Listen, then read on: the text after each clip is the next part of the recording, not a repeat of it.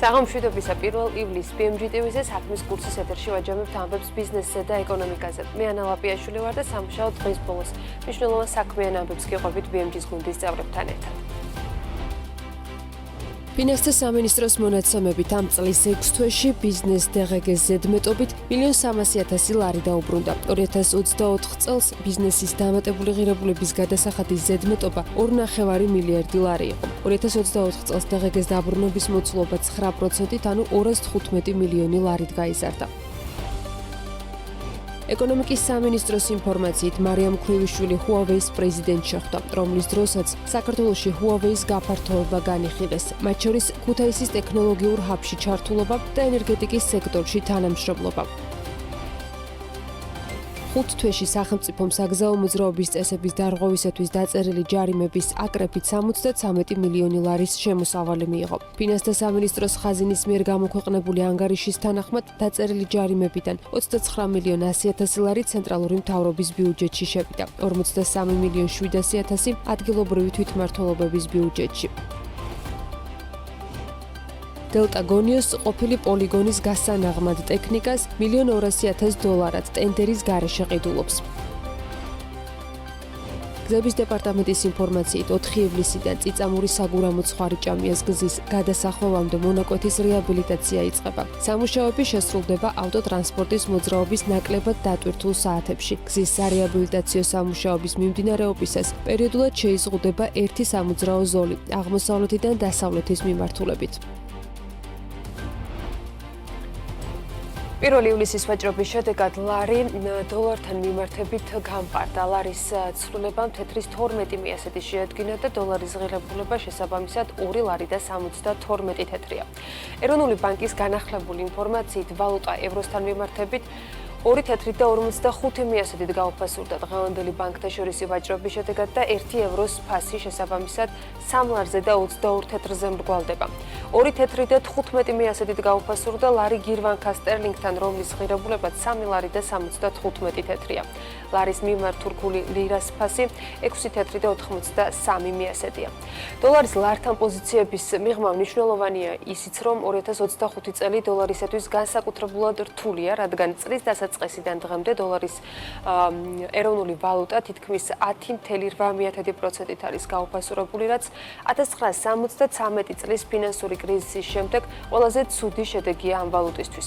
დოლარის გაუფასურება პირდაპირ არის დაკავშირებული დონალდ ტრამპის გადაწყვეტილებებთან და მის მიერ სავაჭრო ომის წამოწყებასთან, რომელსაც ეკონომისტების უკიდურესად ნეგატიური შეფასებები მოჰყვა. ბოლო პერიოდში ვითარების შედარებით დასტაბილურების მიუხედავად, დოლარი მაინც გაუფასურების ტენდენციას ინარჩუნებს, რაც რუსეთ-უკრაინის კონფლიქტის გაჭიანურებით, ახლო აღმოსავლეთში არსებული მდგომარეობით და ჩინეთთან სავაჭრო ურთიერთობების დაძაბვით არის განპირობებული. ანალიტიკოსები ფიქრობენ, რომ თუ ტრამპი მიდგომებს არ შეცვლის და სავაჭრო ომს საბოლოოდ არ შეწყვეტს, მაშინ დოლარის გაუფასურების პროცესი მთელი წლის განმავლობაში შეიძლება გაგრძელდეს, რასაც ნეგატიური გავლენა ექნება როგორც შტატების ეკონომიკაზე, ასევე საგარეო ვაჭრობაზე და საფონდო ბირჟაზე.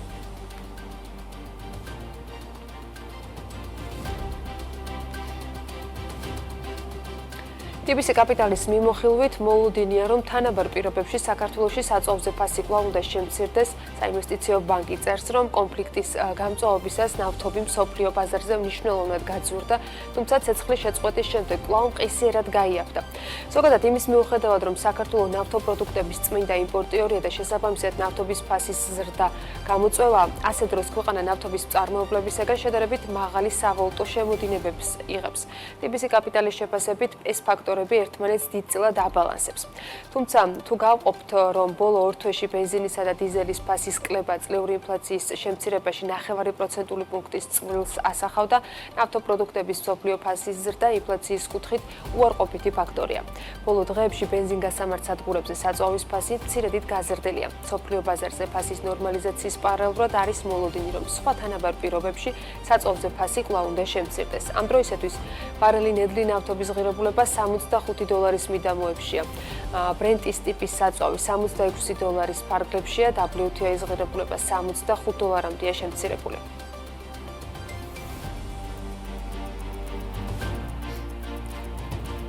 ეკონომიკური ზრდის შეფასება აჩენს მოლოდინებს, რომ მაღალი იქნება, ინფლაცია გარკვეულწილად მომატებულია, ხოლო ლარის მხარდამჭერი ფაქტორები ნარჩუნდება. ესეც TBC კაპიტალის მაკროეკონომიკურ მიმოხილვაში არის მითითებული. საინვესტიციო ბანკის შეფასებით უახლეს ინდიკატორებზე დაყრდნობით უნაღდო დანახარჯები მაისში გაიზარდა და არსებული მდგომარეობით მოსალოდნელია, რომ ივნისშიც უფრო ძლიერი იქნება. TBC კაპიტალის განახლებული პროგნოზით ინფლაცია წლის ბოლოსთვის 4,1%-ის ნაცვლად დაახლოებით 4,9%-იანი იქნება, რასაც დიდწილად საკვების ფასების ზრდა განაპირობებს. ამავე დროს შენარჩუნებული არის ძლიერი წმინდა სავალუტო შემოდინებები დეპოზიტების თანდათან უკან, ლარში კონვერტაციები და დოლარის გლობალური სისუსტე. TBC კაპიტალის შეფასებით ამ ფონზე ეროვნულმა ბანკმა სავალუტო ინტერვენციები განახორციელა გასულ თვეშიც.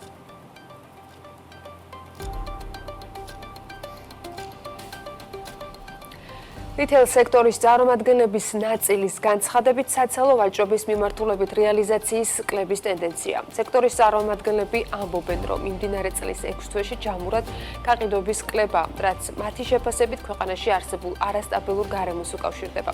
რეალიზაციის კლების მიზეზად ბიზნესის წარმომადგენლები ტურისტული ნაკადების შემცირებასაც ასახელებენ, მათ შორის ახლო აღმოსავლეთის ქვეყნებიდან.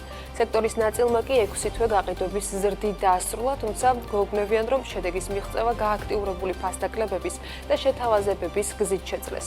რა ტენდენციებია რიტეილ სექტორში და როგორი იყო საცალო ვაჭრობისათვის მიმდინარე წლის 2 კვარტალი? უცე შუბაშვილი დეტალებით.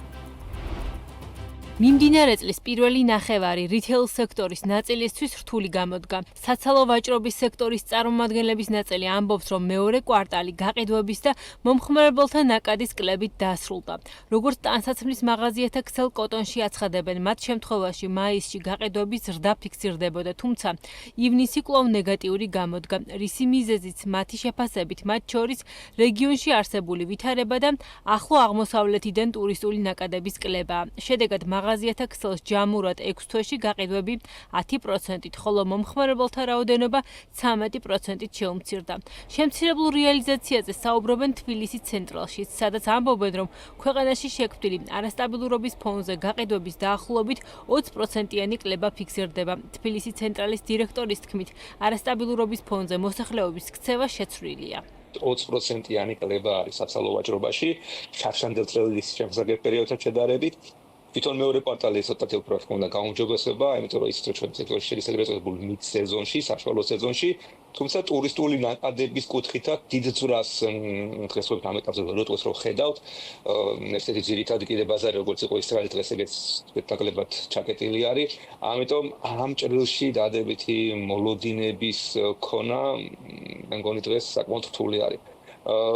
ის რასაც თქვა ბიზნესი ცდილობს, საცალო სავაჭრო ფრთელები ცდილობენ რომ ოპტიმიზაცია გააკეთონ დაუშვათ თავიანთი განახარჯები, შემცირებული არის თქვა ამ ჭრილში იგივე იმპორტის მოსულობა. ეს გამოიწვია ვთქვათ ჩვენს ირგვლივ მსოფლიოში განვითარებულმა მოვლენებმა.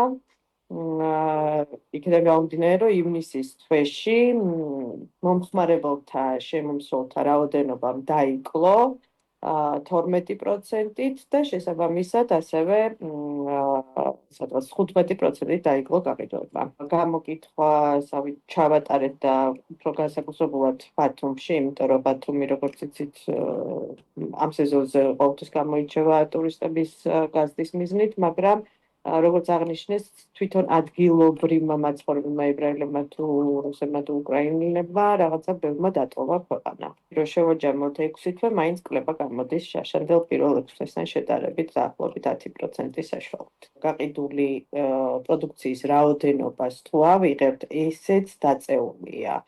დაახლოებით 10-12%, თუ ადრე ერთ მომხმარებელზე მოდიოდა 2.5, ასე ვთქვათ, ნივთი პროდუქცია, ეხლა დაახლოებით ეს შეადგენს 1.9-ს. ნეგატიურ ტენდენციებზე საუბრობენ ICR ჯგუფშიც, სადაც ამბობენ, რომ ჯგუფში შემავალ მაღაზიებში წლის პირველ 6 თვეში კლების ტენდენცია ფიქსირდება. კომპანიის სამეთვალყურეო საბჭოს თავმჯდომარე ელის, რომ რიტეილის სექტორისთვის მომდევნო კვარტლები უფრო ნეგატიური იქნება. სწორედ ამიტომ ICR ჯგუფში ამ ეტაპზე ახალი ინვესტიციების გაკეთებისგან თავს იკავებენ.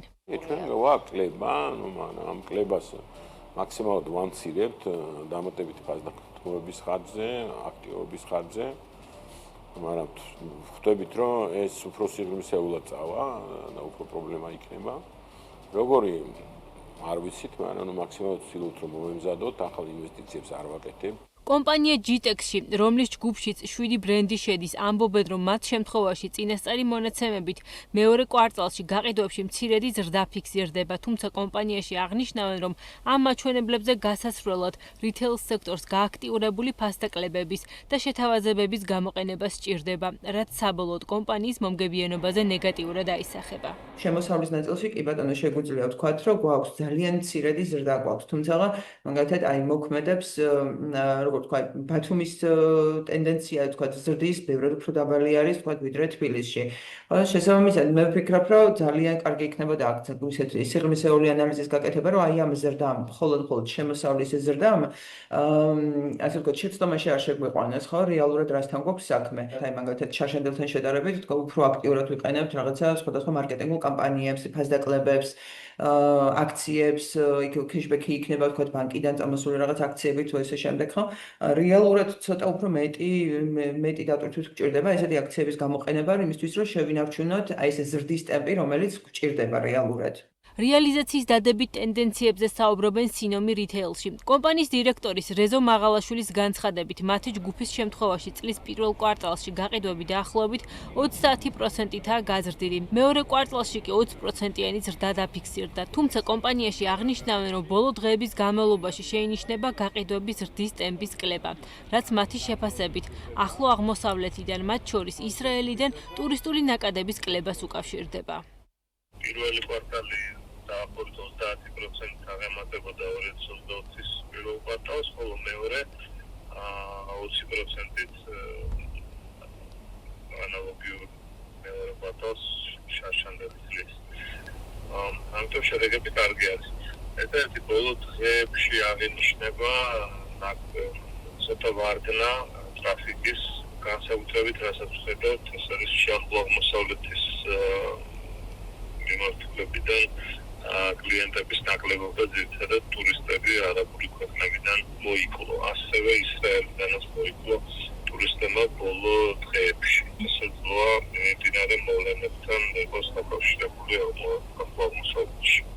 რითეილ სექტორში პროგნოზების გაკეთება უჭირთ, როგორი შეიძლება იყოს წლის მომდევნო პერიოდი გაყიდვების მხრივ. ბიზნესი ამბობს, რომ სექტორის ზრდისთვის აუცილებელია ქვეყანაში პროცესების დასტაბილურება, პროგნოზირებადი ბიზნეს გარემო და ტურისტული ნაკადების ზრდა.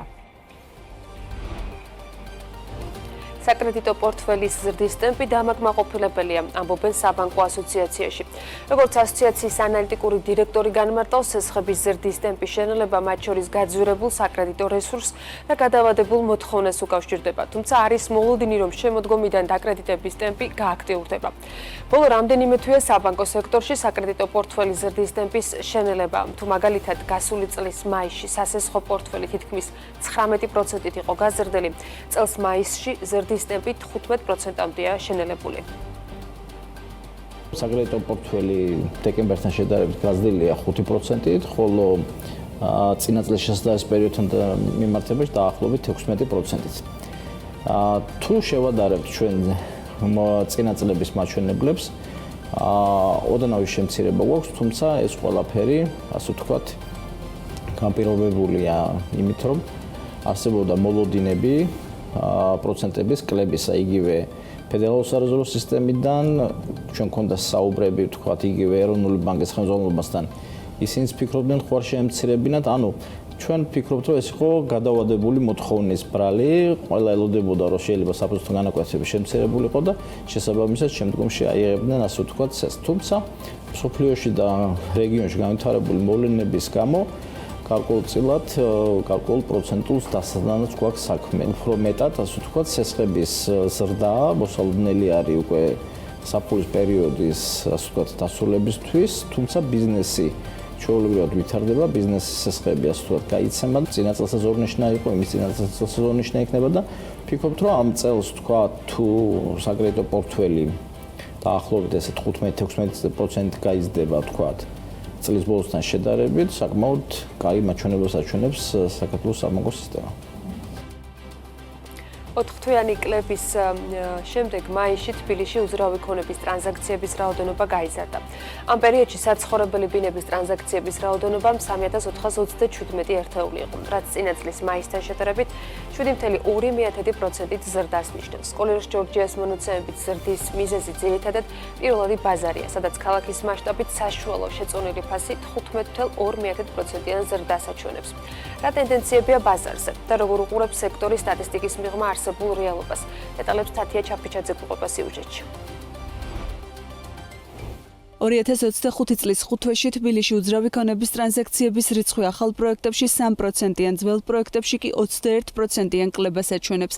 კოლეჟ ჯორჯიას განახლებული მონაცემების თანახმად, 4 კლების შემდეგ ბაზარი მაისში პირველად გაიზარდა. საანგარიშო პერიოდში საცხოვრებელი ბინების ტრანზაქციების რაოდენობამ 3427 ერთეული შეადგინა, რაც წინა წლის მაისთან შედარებით 7%-იან ზრდას ნიშნავს. 261 მილიონ ამერიკულ დოლარამდე 21%-ით გაიზარდა ბაზრის ზომაც.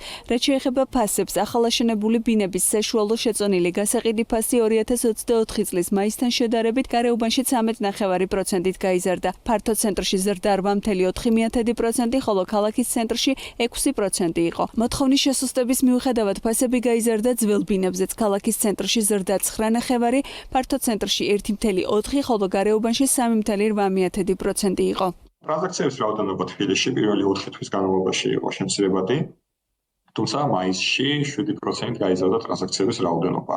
ჯამში გვაქვს 3%-იანი კლება 5 თვის განმავლობაში. განსაკუთრებით კლება დაფიქსირდა ძველ პროექტებში, სადაც 5 თვის განმავლობაში 21%-იანი შემცირება გვაქვს ტრანზაქციების რაოდენობის. რაც შეეხება ფასებს, ახალი პროექტების მეორე ბაზარზე ფასების ზრდის ტემპი არის შემცირებული და თუ შარშან იგივე პირველ 5 თვეში ფასები გაიზარდა 12%-მდე, ახლა ზრდა დაახლოებით 5%-იანი.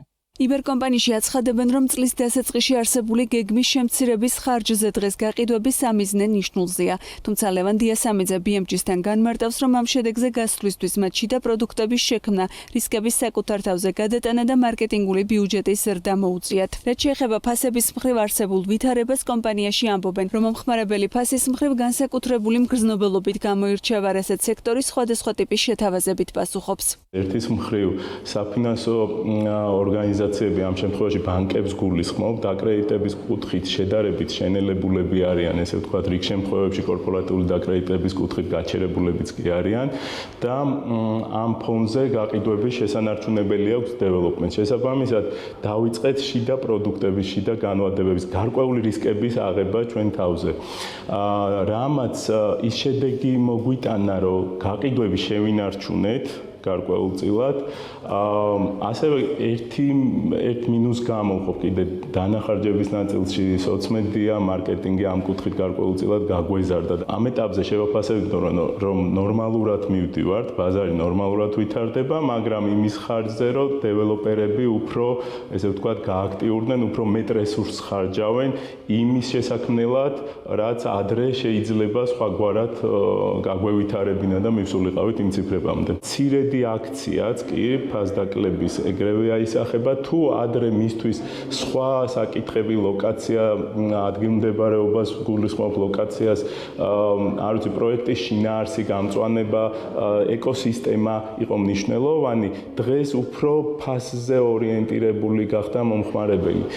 ერთი ამას ვგრძნობთ და ფაქტია, რომ აი ყოველი აქცია, რომელსაც ვახორციელებთ, ეგრევე აისახება ხოლმე გაყიდვებში. რემახში არსებული მომართვიანობის სტატისტიკაზე დაყრდნობით მასტერ ფრენჩაიზის რეგიონალური წარმომადგენლობის ვიცე-პრეზიდენტი ამბობს, რომ ბოლო თვეებში ბაზარი ზრდას აჩვენებს. ხუთვეში უნიკალური ვიზიტორების რიცხვით 15,000-ია, საიდანაც 4,000 ადგილობრივ მომხმარებელზე მოდის, 11,000 კი უცხოელებზე ნაწილდება. მოლოდინებზე საუბრისას მაკა სურგულაძე ამბობს, რომ შესაძლოა საქართველოში არსებულ უძრავ ქონებაზე მოთხოვნა სამომავლოდ ისრაელ-ირან შორის არსებული საომარი მოქმედებების გამო მიგრანტების ახალმა ნაკადმა დაასტიმულიროს. სურათი გააქტიურებისკენ ნამდვილად არის ბაზრის ფასების ნაწილში გაყიდვების მას ბაზარს გულისხმობ და არა მას ქირის ნაწილს. გაყიდვების ბაზარზე ეგრეთ წოდებული ესეთი ზომიერი ზრდა მიდის მაინც ფასების, რაც თქვათ არაერთხელ გვითქვამს, რომ ძირითადად არის განპირობებული ამ პირველადი ბაზრის, ანუ მშენებლობის თვითღირებულების დასთან და ახალ რეგულაციებთან. შესაძლებელი არის ეხა ირანში მაგალითად კრიზისი განვითარდეს თვითონ ქვეყნის შიგნით, ხო, იმიტომ რომ ამაზე უკვე ლაპარაკობენ, რომ იქ რაღაცა ენერგეტიკული კრიზისი არის, სამსახურები არ აქვს, ხალხს უმუშევრობის ტენდენციები ჩდება და არ არის გამორიცხული, რომ თქვათ მივიღოთ ლტოლვილების, ანუ მიგრანტების ახალი ეს რა ქვია, ტალღა, რაც თქვათ თავისთავად გამოიწვევს ფასების დასვას. თბილისთან შედარებით ვითარებას რთულად აფასებენ სამთო საკურორტო ქალაქებში მომუშავე კომპანიები. MK გრუპის დამფუძნებელი ამბობს, რომ გაყიდვები რეგიონებში სულ უფრო მეტად ჭირს. ესეთი ტიპის ობიექტები და ეს ტიპის უძრავი ქონება არ წარმოადგენს ისეთი აუცილებელი საყოფაცხოვრებო საჭიროების ქონებას, როგორც ეს შეიძლება იყოს ქალაქში ეკონომ კლასის საცხოვრებლად განკუთვნილი ფართები, რომლებიც დღემდე მეტნაკლებად თავის ამ მიმართულებით გაყიდვების რაღაც მაჩვენებელს ინარჩუნებს ქალაქზე მაქვს საუბარი და აი რაც შეეხება საკურორტო რეგიონებს, ამ მიმართულებით ისეთი წინსვლა არ გვაქვს და პირიქით უფრო რაღაც მომენტში შეიმჩნევა ის, რომ გაცილებით რთული ხდება დღითი დღე იმ პოტენციური კლიენტების მოძებნა, რომელიც შეიძლება დააინტერესო საქართველოში ასეთი სახის უძრავი ქონების შეძენით. კოლიერს ჯორჯიას მონაცემებით მიმდინარე წლის მაისში ბათუმში საცხოვრებელი ბინების ტრანზაქციების რაოდენობა გასული წლის მაისთან შედარებით თითქმის 9%-ით გაიზარდა და 1354 ერთეული შეადგინა. მნიშვნელოვანია, რომ თბილისისგან განსხვავებით წლის ხუთვეში ზღვისპირეთში 1%-იანი ზრდა ფიქსირდება. ფასები კი გასულ წელთან შედარებით ორჯერ მეტად 8%-ით არის მომატებული. საქსტატის მოსახლეობის საყოველთაო აღწერის წინასწარი შედეგების მიხედვით საქართველოს მოსახლეობა 3.900.000-ია. ეს აღწერის წინა შედეგებთან შედარებით, რომელიც 2014 წელს ჩატარდა, 5%-ით, ანუ 200.000-ით გაზრდილი მაჩვენებელია. საქსტატმა მოსახლეობის საყოველთაო აღწერა გასული წლის ნოემბერ-დეკემბერში ჩაატერა. აღწერის მიზანი ქვეყანაში მცხოვრები ადამიანების რაოდენობის დადგენა იყო და ის უშუალოდ მხოლოდ საქართველოს მოქალაქეთა რაოდენობის დადგენას არ ისახავდა მიზნად. რადგან აღწერის დროს აღრიცხვიანობა ში მოხდნენ ის პირებიც, რომლებიც საქართველოს მოქალაქეობას არ ფლობენ, მაგრამ ქვეყანაში ცხოვრობენ და უცხოელ ემიგრანტებს წარმოადგენენ. მოსახლეობის საყოველთაო აღწერის შედეგების მიხედვით ბოლო 10 წელში თბილისის მოსახლეობა 221.000-ით არის გაზრდილი და 1.330.000 უტოლდება. ეს არის 20%-იანი მატება.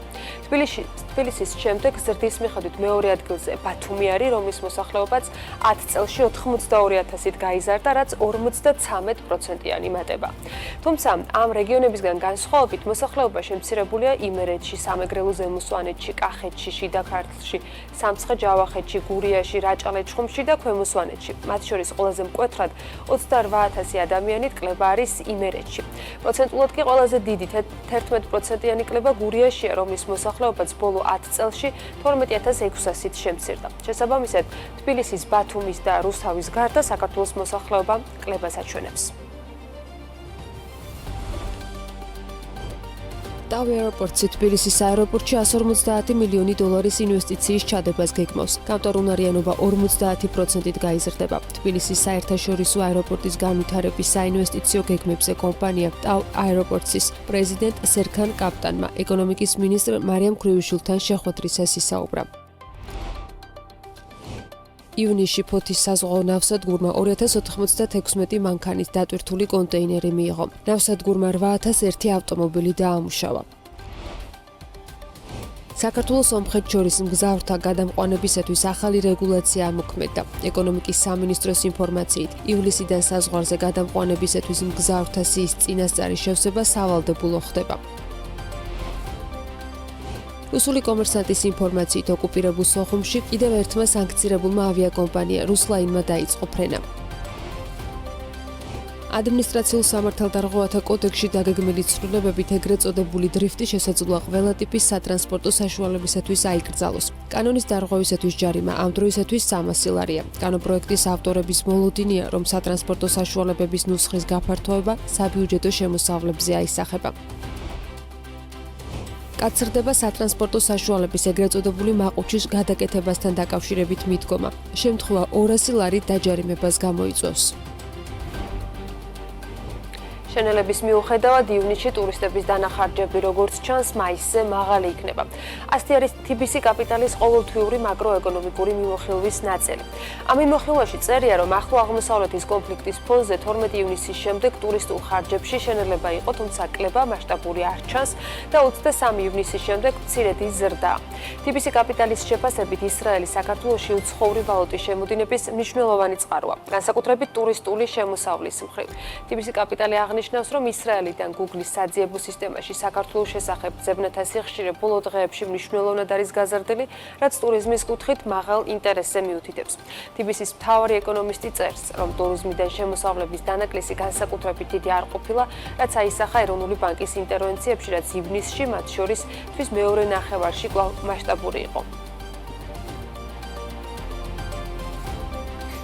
მიუხედავად შენელებისა, ივნისში ხარჯები ჯამურად, როგორც ჩანს, მაინც მაისზე მაღალი იქნება. გარდა ამისა, ისრაელიდან Google-ის საძიებო სისტემაში საქართველოს შესახებ ძებნათა სიხშირე კონფლიქტის პერიოდში ვარდნის შემდეგ ბოლო დღეებში თვალსაჩინოდ გაზრდილია, რაც ტურიზმის კუთხით კვლავ მაღალ ინტერესზე მიუთითებს. ის, რომ ტურიზმიდან შემოსავლების დანაკლისი განსაკუთრებით დიდი არ ყოფილა, ასევე იკვეთება SEB-ის მიერ განხორციელებული ინტერვენციებიდან, რომლებიც TBC კაპიტალის შეფასებით ივნისში მათ შორის თვის მეორე ნახევარში კვლავ მასშტაბური იყო. ეს კი ძლიერი დანაკლისის პარალელურად რთულად სავარაუდო იქნებოდა. მეორე მხრივ გასათვალისწინებელია მიგრაციის ეფექტიც. ამ მხრივ აღსანიშნავია, რომ ადგილობრივი ბარათებით არარეზიდენტების ხარჯებში ისრაელის მოქალაქეთა წილი ბოლო პერიოდში მზარდია. აეროპორტში თბილისის აეროპორტში 150 მილიონი დოლარის ინვესტიციის ჩადებას გეგმავს, გამტარუნარიანობა 50%-ით უნდა გაიზარდოს. თბილისის საერთაშორისო აეროპორტის განვითარების საინვესტიციო გეგმებზე კომპანია TAV Airports-ის პრეზიდენტმა სერქან კაპტანმა ეკონომიკის მინისტრთან შეხვედრისას ისაუბრა. უწყება აღნიშნავს, რომ შეხვედრის დროს კომპანიის შეთავაზება იყო განხილული თბილისის საერთაშორისო აეროპორტის შემდგომი განვითარების გეგმებზე, რომელიც თბილისის აეროპორტის გამტარუნარიანობას 50%-იან ზრდას მიანიჭებს. absoliurat მზარდი საჰაერო მგზავრთნაკადის კვალდაკვალ და იმის გათვალისწინებით, რომ ახალი ვაზიანის საერთაშორისო აეროპორტის ოპერირების დაწყება იგეგმება 2031 წლისთვის, საქართველოს მთავრობა აქტიურად განიხილავს არსებული თბილისის არსებული აეროპორტის გაფართოების პროექტს. სწორედ ამ ჭრილში გაიმართა სამუშაო შეხვედრა, სადაც თბილისის აეროპორტის დღევანდელმა ოპერატორმა წარმოადგინა გაფართოების საინვესტიციო გეგმა, რომელიც მოიცავს მგზავრთნაკადის 10 მილიონ მგზავრამდე გაზრდას, დაახლოებით 20,000 კვადრატული მეტრით გაფართოვებას არსებული ტერმინალის, მთელი რიგი დამატებითი მომსახურებების და სერვისების შემოღებას, რომელიც გამიზნული იქნება როგორც მგზავრების კომფორტზე, ასევე დამატებით მოიზიდავს და დამატებით ინტერესს გააჩენს საერთაშორისო ავიაკომპანიების მხრიდან. ჯამურად წარმოდგენილი პროექტი მოიცავს დაახლოებით 150 მილიონი დოლარის ინვესტირებას ინფრასტრუქტურაში. 20 წლიანი წარმატებული საქმიანობის შემდეგ ჩვენ მივმართეთ საქართველოს ეკონომიკური განვითარების სამინისტროს წინადადებით, რათა კიდევ გავაორმაგოთ თბილისის აეროპორტის გამტარუნარიანობა დაახლოებით 150 მილიონიანი დოლარის ინვესტიციით. გასულ 2024 წელს ჩვენ 4,700,000 მგზავრი ყავდა. ახლა თბილისის აეროპორტის გამტარუნარიანობის ზედა ზღვრამდე მივდივართ. სწორედ ამიტომ მივმართეთ საქართველოს მთავრობას, რათა შეგვეთავაზებინა ახალი ინვესტიცია თბილისის აეროპორტის გასაუმჯობესებლად და აეროპორტის გამტარუნარიანობის წლიურად 10 მილიონ მგზავრამდე გასაზრდელად. ამ მიზნით ჩვენ ნაყოფიერი მოლაპარაკებები გვაქვს საქართველოს მთავრობასთან და ვიმედოვნებთ, რომ შეთანხმებასაც მივაღწევთ. ამბროლაურის აეროპორტში სრულმასშტაბიანი გეგმური სწავლება შედგა. სწავლების მიზანია აეროპორტში საგანგებო მდგომარეობის შემთხვევაში მონაწილე ორგანიზაციების და სამსახურების რეაგირების დროის დადგენა, ასევე საგანგებო სიტუაციებში მოქმედების გეგმით გათვალისწინებული პროცედურების კოორდინირებულად და ეფექტიანად წარმართვა. იმიტირებული სცენარით ამბროლაურის აეროპორტში უცნობმა პირმა მუქარი შემცველი წერილი დატოვა, ხოლო მოგვიანებით აეროპორტში ანონიმური ზარი განხორციელდა, სადაც უცნობი პირი დრონის საშუალებით ამბროლაურის აეროპორტში ტერორისტული აქტის განხორციელებას აანონსებდა. ინფორმაციის მიღებისთანავე აეროპორტში ცხადდება საერთო განგაში და იკრიბება საავარიო ოპერაციული ცენტრი. აეროპორტი მუშაობის საგანგებო რეჟიმზე გადადის. ამრავლაური შიდა მნიშვნელობის ბრუნდების აეროპორტში ჩატარდა სრულმასშტაბიანი სიმულაციური სწავლება. სწავლება მოიცავდა 2 ეტაპს. პირველ ეტაპზე ამრავლაურის აეროპორტის ტერმინალში უცნობი პირი შემოდის, რომელიც თანამშრომლებს გადაცემს ანონიმური შინაარსის წერილს. სწავლების მეორე ეტაპზე განხორციელდა ანონიმური ზარი ამრავლაურის აეროპორტში. პილოტო საფრენი აპარატით ამრავლაურის აეროპორტის ობიექტების განადგურების შესახებ. დრონის გამოყენების პრაქტიკა სიმულაციურ სწავლებებში საქართველოს აეროპორტებისთვის ახალია. მოხარულები ვართ, რომელიც ჩატარდა ამრავლაურის აეროპორტში. სიმულაციურ სწავლებაში მონაწილეობას იღებდნენ ამრავლაურის აეროპორტის შესაბამისი სამსახურები და ასევე დასავლეთ საქართველოს შესაბამისი სტრუქტურები. საქართველოს სომხეთს შორის მგზავრთა გადამყვანებისათვის ახალი რეგულაცია ამოქმედდა. ეკონომიკის სამინისტროს ინფორმაციით, ივლისიდან საზღვარზე გადამყვანებისათვის მგზავრთა სიის წინასწარ შევსება სავალდებულო იქნება. 1 ივლისიდან საქართველოსა და სომხეთს შორის კომერციული მიზნით ტურისტული ან საერთაშორისო არარეგულარული მგზავრობის გადაყვანისას ყველა გადამზიდავმა სავალდებულოდ უნდა შეავსოს მგზავრთა სია, რომელიც ACMT-ის საერთაშორისო სტანდარტს აკმაყოფილებს. დღეიდან კიდევ ერთი სიახლეა ძალაში. გაზის ჭკვიანი მრიცხველების დამონტაჟება იქნება სავალდებულო, მრიცხველის მოწყობის მსურველმა კი წერილობით უნდა მიმართოს განაწილების ლიცენზიანს. ჭკვიანი მრიცხველის მოწყობის მსურველმა განაცხადის წარდგენამდე ჭკვიანი მრიცხველის საფასურის ნახევარი წინასწარ უნდა გადაიხადოს, დანარჩენი კი დამონტაჟებიდან 10 დღეში. ასევე 1 ივლისიდან ძალაში არის ლაქსაღებავების რეალიზატორებისათვის ახალი რეგულაცია, საუბარია მთავრობის მიერ დამტკიცებულ რეგლამენტზე, რომლის თანახმადაც ზოგიერთ საღებავში ლაქსა და ავტოსატრანსპორტო საშუალების გადაღების პროდუქციაში აქროლადი ორგანული ნაერთების შემცველობა შემოწმდება. ბაზარზე პროდუქციის ზედამხედველობის სააგენტო განახორციელებს. შემოსავლების სამსახური უფლებამოსილი იქნება ამავე დროს, რომ საფუძვლიანი ეჭვის არსებობის შემთხვევაში შეაჩეროს პროდუქტის იმპორტი და ამის შესახებ სააგენტოს აცნობს, რათა კანონმდებლობით გათვალისწინებული რეაგირება მოხდეს. თურქეთი ბოსფორისა და დარდანელის სრუტეებში გავლის ღირებულებას აძვირებს. როგორც რამდენიმე დღის წინ გახდა ცნობილი, თურქეთის ტრანსპორტისა და ინფრასტრუქტურის მინისტრმა განაცხადა, რომ ეგრეთ წოდებულ ოქროს ფრანკის ღირებულება, რომელიც თურქეთის სრუტეებში გაუჩერებლად გამავალი გემებისათვის დაწესებული გადასახადის გამო სათროლად გამოიყენება, 1 ივლისიდან 15%-ით გაიზარდება და $5.83 იქნება. მისივე შეფასებით ღირებულება ყოველ წელს გადაიხედება.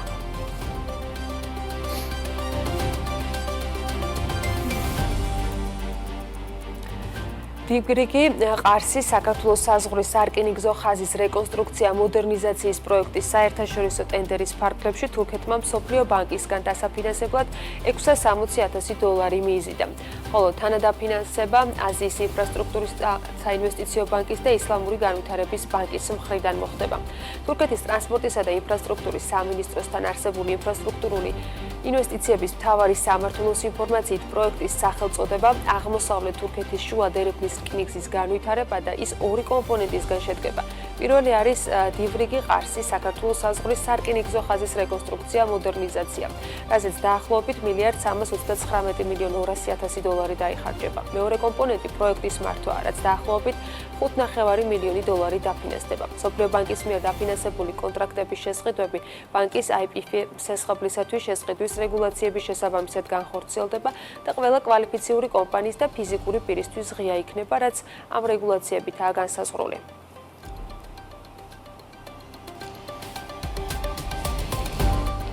აზერბაიჯანსა და საქართველოს გამავალი ტვირთის გადაზიდვის ახალი ხაზის ფარგლებში ჩინეთის კიდევ ერთი რაიონიდან პირველი მატარებელი გავიდა, რომელიც ავტონაწილებით და მექანიკური აღჭურვილობით დატვირთული 104 სტანდარტული კონტეინერისგან შედგება. ტვირთის ღირებულება $15 მილიონი, ანუ დაახლოებით $2,093,000-ზე მეტია. რეპორტი ჩინეთის რკინიგზის სახელმწიფო კორპორაციის პეკინის ფილიალზე დაყრდნობით წერს, რომ მატარებელი 30 ივნისს პეკინის ფანშანის რაიონში მდებარე სადგურიდან გავიდა და სინძიან იუგურის ავტონომიური რეგიონის ხორგოსის საკონტროლო გამშვები პუნქტის გავლით კასპიის ზღვაში ყაზახეთის პორტ აქტაუსაკენ მიემართება. შემდეგ ეს ტვირთი ზღვით უკვე აზერბაიჯანის ალიათის პორტში შევა და რკინიგზით ბაქოში გადაიგზავნება. ბაქოში ჩასვლის შემდეგ კონტეინერების ნაწილი საქართველოში, თურქეთში, სერბეთში და რეგიონის სხვა ქვეყნებში გადამისამართება. მარშრუტი მულტიმოდალური სქემით რკინიგზა ზღვარ რკინიგზით რეალიზდება. საერთო სიგრძე 8000 კილომეტრია, ხოლო მიწოდების დრო დაახლოებით 15 დღეა. თავის მხრივ ჩინეთის რკინიგზის სახელმწიფო კორპორაცია აღნიშნავს, რომ ახალი მარშრუტის გაშვება პეკინის და მიმდებარე რეგიონების საწარმოებისათვის მოსახერხებელ და ეფექტურ ლოგისტიკურ არხს ქმნის. უწყების შეფასებით ეს ლოგისტიკურ ხარჯს შეამცირებს ექსპორტის პოტენციალს გაზრდის და ჩინეთსა და რეგიონის ქვეყნებს შორის, მათ შორის საქართველოს და სავაჭრო ეკონომიკურ კავშირებს გააძლიერებს.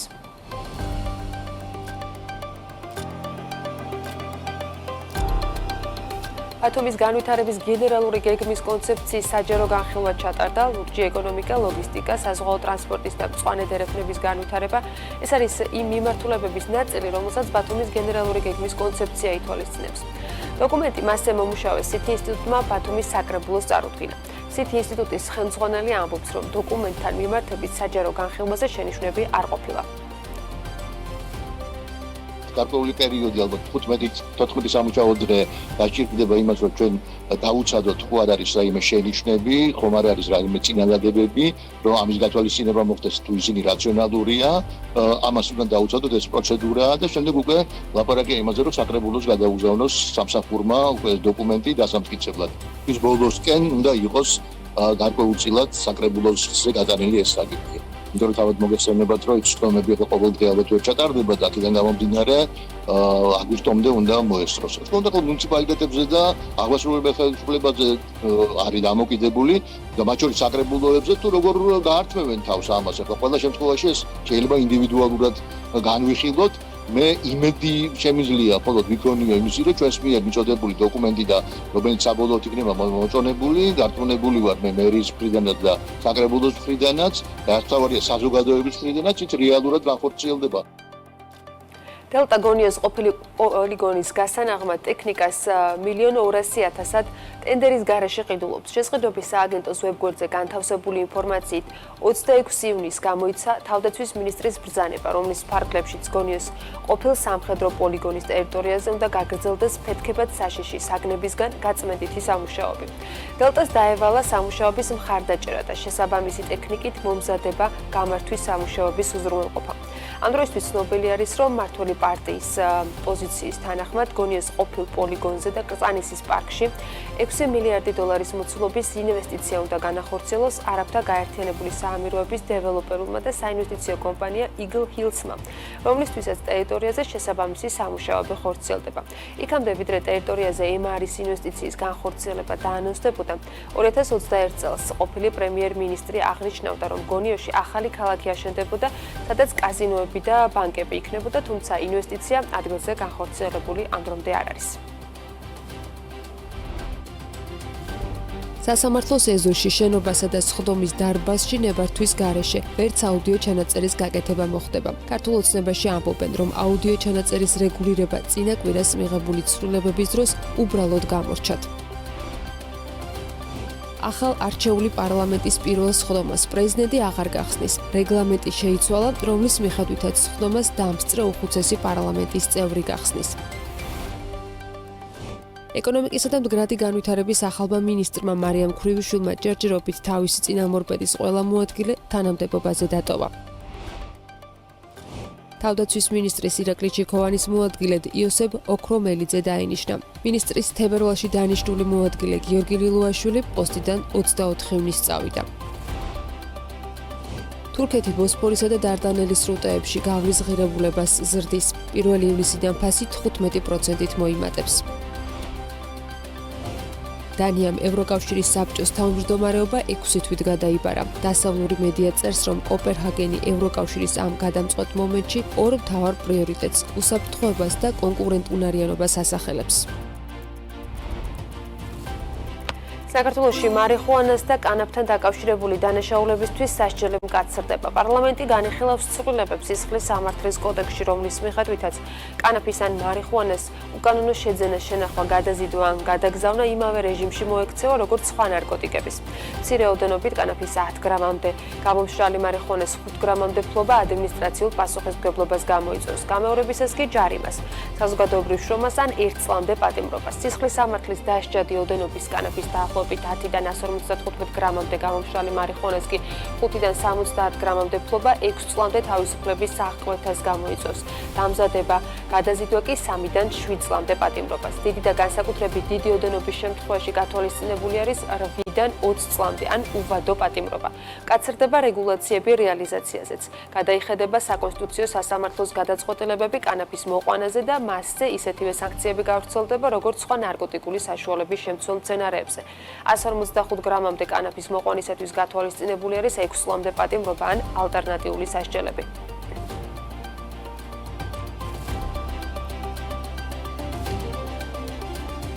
საქართველოს პარლამენტი განიხილავს ცვლილებებს ადმინისტრაციულ სამართალდარღვევათა კოდექსში და ახალი რეგულაციით დრიფტისთვის პასუხისმგებლობა ყველა ტიპის სატრანსპორტო საშუალების მძღოლს დაეკისრება. გაიზრდება ჯარიმები ქვეითებისთვის საგზაო წესების დარღვევისათვის.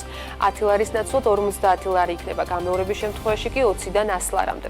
თვითნებურად გადაკეთებული მანქანებისთვის, მათ შორის მაყუჩის შეცვლისათვის ჯარიმა 100-დან 200 ლარამდე იზრდება. ასეთი სატრანსპორტო საშუალება კი სპეციალურ სადგომზე გადავა. დაწესდება 2000 ლარიანი ჯარიმა არასტანდარტული ციმციმა სიგნალის დაყენებისთვის და 15 ქულით შემცირდება მართვის მოწმობის ქულები. განმეორებისას ჯარიმა 2500 ლარი იქნება და 20 ქულით შემცირდება ქულები. ამას გარდა გაიზრდება ჯარიმები ავტომაგისტრალზე და საერთაშორისო დასახლებულ სახელმწიფოებრივი მნიშვნელობის გზებზე საგზაო წესების დარღვევისათვის. 100 ლარით გამეორების შემთხვევაში და 200 ლარით. ცვლილებები ასევე ითვალისწინებს, რომ წვრილმანი ხულიგნობისათვის ან სამართალდამცავის მოთხოვნის დაუმორჩილებლობისათვის დაკისრებული ჯარიმის გადაუხდელობის გამეორების შემთხვევაში პირს ადმინისტრაციული პატიმრობა შეეფარდება. კანონპროექტი გამოქვეყნებისთანავე ამოქმედება.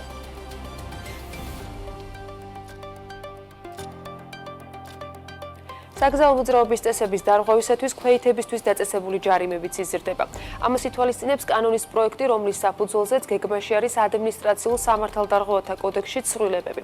ქვეითებისათვის ამჟამადაც მოქმედებს ჯარიმები, თუმცა ინიციატორების განმარტებით არსებული ფულადი სანქცია ვერ ასრულებს პრევენციულ ფუნქციას, რის გამოც საჭირო არის ჯარიმების გაზრდა. ქვეითების გარდა მექანიკური სატრანსპორტო საშუალების მძღოლისა, საგზაო მოძრაობის შესახებ კანონის დარღვევა და საგზაო მოძრაობის მარეგულირებელი სიგნალისადმი დაუმორჩილებლობა, ასევე საგზაო ნიშნის ან საგზაო მონიშნის მოთხოვნათა უგულებელყოფა აქამდე 10 ლარიან ჯარიმას ითვალისწინებდა. იმ შემთხვევაში, თუ ეს პროექტი კანონის ძალას მიიღებს, მაშინ ჯარიმა 50 ლარი იქნება.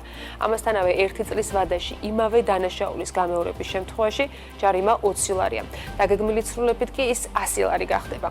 კანონს ემატება კიდევ ორი მუხლი, რომლის მიხედვითაც თუ საგზაო მოძრაობის წესების დარღვევა ქვეითების მიერ ჩადენილი იქნება ავტომაგისტრალზე, საერთაშორისო ან შიდა სახელმწიფოებრივი მნიშვნელობის გზაზე, მაშინ 100 ლარით დაჯარიმებას გამოიწვევს ეს ქმედება და 1 წელში დანაშაულის გამეორება 2 200 ლარიან ჯარიმას გულისხმობს.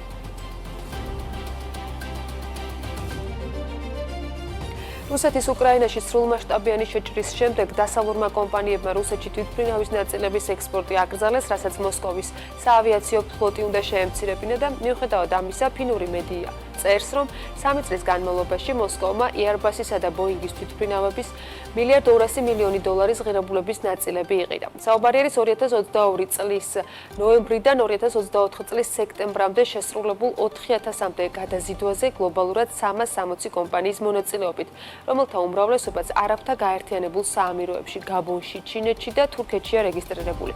შესაბამისად, გამოძიების ინფორმაციით რუსეთი კვლავ ყიდულობს ისეთ მოწყობილობებს, როგორიც არის რადარის სისტემები, ძრავები, სავარძლის ბალიშები, დეტექტორები და ასე შემდეგ. სანქციებისთვის გვერდის ავლა მხოლოდ თვითმფრინავის ნაწილებით არ შემოიფარგლება. თვითმფრინავების უმრავლესობა დასავლური კომპანიების საკუთრებაში იყო. სანქციების დაწესების შემდეგ რუსეთთან გაფორმებული საიჯარო კონტრაქტები გაუქმდა. თვითმფრინავები კი ქვეყანაში დარჩა. შედეგად კრემლმა 10 მილიარდ ევრომდე ღირებულების 500-ზე მეტი თვითმფრინავის საკუთარი ავიაციის ნაწილად ხელახლა დაარეგისტრირა. მას შემდეგ, რაც Boeing-მა და Airbus-მა რუსეთის ბაზარი დატოვეს, ტექნიკური მომსახურების მისაღებად რუსეთმა ნაცრისფერ ბაზარს მიაშურა. შესაბამისად, გაჩნდა რისკი, რომ რუსულ თვითმფრინავებს არასერტიფიცირებული ნაწილებით არემონტებენ. 2022 წლიდან 2023 წლამდე უსაფრთხოების სტანდარტების დარღვევის გამო რუსული თვითმფრინავების საავარიო შემთხვევების რაოდენობა 37-დან 91-მდეა გაზრდილი. სანქციების დაწესების შემდეგ რუსეთში გაგზავნილი ნაწილების 1/13-ზე პასუხისმგებელი არაბთა გაერთიანებული საამიროებია.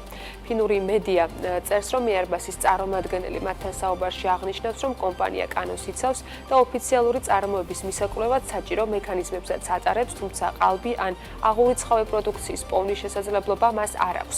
Boeing-ში კი ამბობენ, რომ 2022 წლიდან კომპანია შტატების და გლობალურ სანქციებს მიყვება.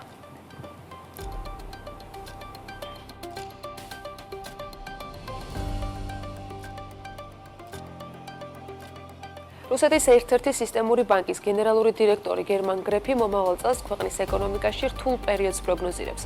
სპერბანკის ხელმძღვანელი ამბობს, რომ თუ კომპანიას სურს მომავალ წელს ინვესტორები არ გაანაწყენოს, მოსალოდნელი სირთულეებისათვის წელს უნდა მოემზადოს. მისი თქმით, ბევრი რამ ასევე იქნება დამოკიდებული გეოპოლიტიკაზე, მთლიანი შიდა პროდუქტის ზრდაზე და რეფინანსირების განაკვეთზე. გასულ წელს რუსულმა ბანკმა 3 ტრილიონ 800 მილიარდი რუბლის, ანუ დაახლოებით 48 მილიარდი დოლარის წმინდა მოგება გამოიმუშავა, რაც წლიურად 15.2%-ით გაზრდილი მაჩვენებელია. საბანკო რეგულირების დეპარტამენტის ხელმძღვანელი ამბობს, რომ გასულ წელს ბანკებმა მოსალოდნელზე დიდი მოგება მიიღეს, რადგან დაკრედიტების მაჩვენებელი არსებული კაპიტალის დახმარებით გაზარდეს. წელს რეფინანსირების განაკვეთი 20%-ის ტოლია, ანუ კაპიტალი გაძვირებულია.